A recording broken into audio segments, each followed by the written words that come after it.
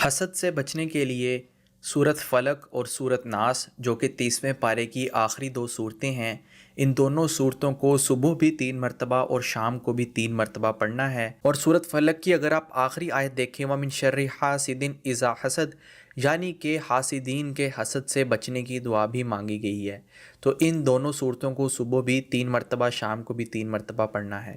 اور ابھی میں آپ لوگوں کے سامنے 3 دعائیں ذکر کرنے والا ہوں، ان 3 دعاؤں کو آپ نے صبح بھی 3 مرتبہ پڑھنا ہے اور شام کو بھی۔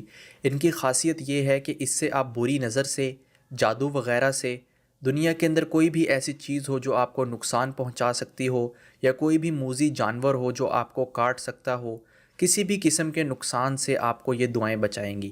پہلی دعا ہے بسم اللہ الذی لا یضر مع اسمہ شیء فی الارض ولا فی السماء وہو السمیع العلیم۔ تو اس دعا کو آپ نے صبح 3 مرتبہ، شام کو 3 مرتبہ پڑھنا ہے۔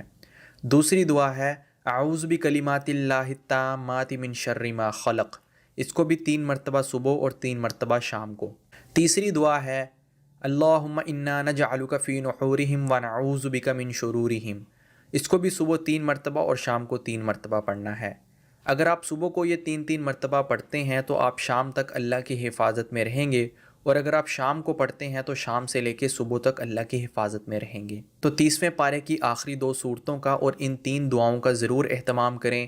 اللہ تعالیٰ آپ کو حسد سے، بری نظر سے، جادو سے اور ہر قسم کے نقصان سے انشاءاللہ آپ کو بچائے گا۔